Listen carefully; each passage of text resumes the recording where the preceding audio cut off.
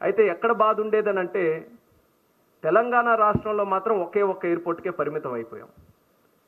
ఎయిర్పోర్ట్లు ఎక్కడెక్కడ కావాలంటే మాత్రం ఎన్నో లొకేషన్స్ చర్చకు వచ్చేవి. అందులో ప్రధానంగా వరంగల్ కూడా వచ్చేది. కానీ సంవత్సరాలు తడిబడినా సరే చర్చలుగానే ఉండిపోయాయి తప్ప ఎక్కడికి ముందుకు కొనసాగే అవకాశం రాలేదు. నేను కూడా సివిల్ ఏవియేషన్ మినిస్టర్గా అయినప్పుడు 8 నెలల క్రితం మా నాయకుడు చంద్రబాబు నాయుడు గారు ఆయన ఒక గైడెన్స్ నాకు ఇచ్చారు. నువ్వు కేవలం ఆంధ్రప్రదేశ్ రాష్ట్రానికే మంత్రి కాదు, తెలుగు రాష్ట్రాలకి మంత్రిగా నువ్వు వ్యవహరించాలి.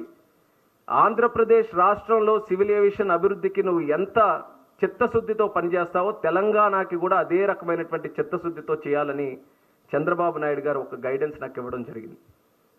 తర్వాత కేంద్ర మంత్రిగా అనుభవవంతులు కిషన్ రెడ్డి అన్నగారు కూడా ఆయన తాలూకు గైడెన్స్ కూడా తీసుకున్నాం. గత 10 సంవత్సరాలు కూడా నా తాలూకా రాజకీయ ప్రయాణాలు, ఎందుకంటే మా నాన్నగారు ఎర్రనాయుడు గారితో కూడా ఆయన కలిసి పనిచేశారు. నేను రాజకీయాల్లోకి వచ్చిన తర్వాత కూడా ఒక అన్నగా, ఒక అనుభవవంతుడిగా, ఒక యువకుడిని ఏ రకంగా ముందుకు నడిపించాలని అనేక సందర్భాల్లో ఆయన కూడా గైడెన్స్ ఇచ్చి నన్ను కూడా ప్రోత్సహించడం జరిగింది. మినిస్టర్ అయిన తర్వాత ఆయన కూడా కలిశాను. తెలంగాణలో ఒకే ఒక్క ఎయిర్పోర్ట్ ఉంది, మిగిలినటువంటి ఎయిర్పోర్ట్లు మనం డెవలప్ చేయాలనంటే ఏంటని అన్నప్పుడు ఆయన ఎంతో కాలం నుంచి ప్రతి ఒక్క లొకేషను, ప్రతి ఒక్క ఎయిర్పోర్ట్కి సంబంధించి ఆయన ఎంతో కూలంకషంగా ముందు నుంచి స్టడీ చేశారు. ఆయన కూడా ఎన్నో కార్యక్రమాలు చేశారు. కాబట్టి అది మొత్తం మీద కూడా ఒక గైడెన్స్ ఇచ్చి నువ్వు ఖచ్చితంగా ఏ స్టెప్ తీసుకున్నా మా రాష్ట్రం తాలూకుది మా అందరి సహకారం ఉంటుంది, మనం తెలంగాణలో కూడా అధికంగా ఎయిర్పోర్ట్లు ఏర్పాటు చేయాలని నిరంతరం కూడా కిషన్ అన్న కూడా మాకు ఎప్పుడు గైడ్ చేస్తూనే వచ్చారు.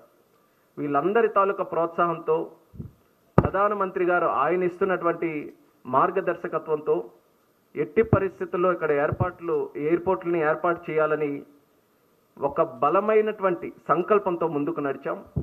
ఈరోజు 8 నెలల్లోనే దాన్ని ఒక స్థాయికి తీసుకొని వచ్చి వరంగల్ ఎయిర్పోర్ట్కి ఏదైతే సెంట్రల్ గవర్నమెంట్ నుంచి క్లియరెన్స్ ఎంతో కాలం నుంచి పెండింగ్ ఉందో దాన్ని కూడా ఈరోజు పూర్తి చేయడం జరిగింది. క్లియరెన్స్ సెంట్రల్ గవర్నమెంటే ఇచ్చింది కదా, ఎందుకు ఇన్ని సంవత్సరాలు పట్టిందని అనుకోవచ్చు. దానికి 2 కారణాలు ఉన్నాయి. ప్రధానంగా మమ్నూర్ ఎయిర్పోర్ట్ దగ్గర సుమారు 696 ఎకరాలు ఎయిర్పోర్ట్ అథారిటీ ఆఫ్ ఇండియా దగ్గర ల్యాండ్ ఉంది. ఇప్పుడు ఉన్నటువంటి ల్యాండ్లో 2 క్రిస్ క్రాస్గా రన్వేస్ ఉన్నాయి. అక్కడ చాలా డిలాపిటేటెడ్ కండిషన్లో, అసలు ఉపయోగించుకునే పరిస్థితిలో లేనటువంటి కండిషన్లో అక్కడ 2 రన్వేస్ ఉన్నాయి. రన్వేస్ తాలూకు లెంత్ కూడా మనం చూసుకుంటే సుమారు 1800 మీటర్లు ఉంది. మనం ఆపరేషన్స్ ఎయిర్ బస్ లాంటివి ఫ్లైట్స్ కానీ నేరో బాడీ ఫ్లైట్స్ అక్కడ నుంచి ఆపరేట్ చేయాలంటే సుమారు 2800 మీటర్ల రన్వే మనం తయారు చేసుకోవాలి. మరి ఆ రన్వే తయారు చేసుకోవాలనంటే దానికి ఎడిషనల్గా ల్యాండ్ కావాలి. కాబట్టి ఎప్పటి నుంచో ఎయిర్పోర్ట్ అథారిటీ ఆఫ్ ఇండియా నుంచి, కేంద్ర ప్రభుత్వం నుంచి రాష్ట్ర ప్రభుత్వంతో చర్చలు జరిపి మాకు అదనంగా అక్కడ ఒక 280 ఎకరాలు కేటాయించండి అనేక సందర్భాల్లో కేంద్రం నుంచి ఒక ప్రయత్నం జరిగింది. కిషన్ అన్న చెప్పినప్పుడు గతంలో ఇదే సివిల్ ఏవియేషన్కి మంత్రిగా జ్యోతిరాదిత్య సింధియా గారు ఉంటే కిషన్ అన్న తాలూకా ప్రోత్సాహంతో ఆయన కూడా సంప్రదింపులు జరిపి అప్పుడున్నటువంటి రాష్ట్ర ప్రభుత్వంతో ఈ ల్యాండ్ ఎట్టి పరిస్థితుల్లో కేటాయించండి, ఇప్పటికైనా ఉడాన్ స్కీమ్ ఉంది కదా, ఉడాన్ స్కీమ్లో పెట్టైనా సరే ఇక్కడ వరంగల్లో ఎయిర్పోర్ట్ నిర్మిద్దామని అప్పుడు కూడా ఒక ప్రయత్నం చేశారు. కానీ ఎక్కడా కూడా రాష్ట్ర ప్రభుత్వం నుంచి సరైనటువంటి సహకారం, కదలిక లేనందువల్ల అది ఇంతవరకు పెండింగ్ ఉంది. ల్యాండ్ ఒక సమస్య అయితే మరొక సమస్య ఇక్కడ ఉన్నటువంటి శంషాబాద్ ఎయిర్పోర్ట్కి 150 కిలోమీటర్ల లోపలే ఈ యొక్క వరంగల్ ఎయిర్పోర్ట్ వస్తుందన్న ఆలోచనతో వీళ్ళు కూడా నో అబ్జెక్షన్ సర్టిఫికేట్ ఇవ్వాల్సినటువంటి అవసరం ఉంది. అది కూడా అలా పెండింగ్ ఉంది.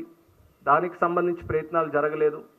మళ్ళీ ఎన్డీఏ ప్రభుత్వం చిత్తశుద్ధితో ఇది ఎట్టి పరిస్థితుల్లో పూర్తి చేయాలని ఒక పక్కన హైదరాబాద్ ఎయిర్పోర్ట్ నుంచి ఎన్ఓసి తీసుకొని రాష్ట్ర ప్రభుత్వానికి కూడా మళ్ళీ రిక్వెస్ట్ చేసి ఈ యొక్క ల్యాండ్ ఎక్విజిషన్ మీద స్ట్రెస్ చేసిన తర్వాత రాష్ట్ర ప్రభుత్వం కూడా దానికి అంగీకరిస్తూ ఒక జియో నవంబర్లో కూడా రిలీజ్ చేశారు. సుమారు 280 ఎకరాలు అదనంగా ఏదైతే ల్యాండ్ ఎక్విజిషన్ కావాల్సినటువంటి అవసరం ఉందో దానికి కూడా ఉత్తర్వులు జారీ చేశారు. మరి ఇవన్నీ కూడా కలిసి వచ్చాయి కాబట్టి కేంద్ర ప్రభుత్వం ఈరోజు నిర్ణయం తీసుకొని రాబోతున్నటువంటి రోజుల్లో ఒక బ్రహ్మాండమైనటువంటి ఎయిర్పోర్ట్ వరంగల్లో నిర్మించడానికి మేము అన్ని రకాలుగా సిద్ధంగా ఉన్నామని సందర్భంగా తెలియజేస్తున్నాను.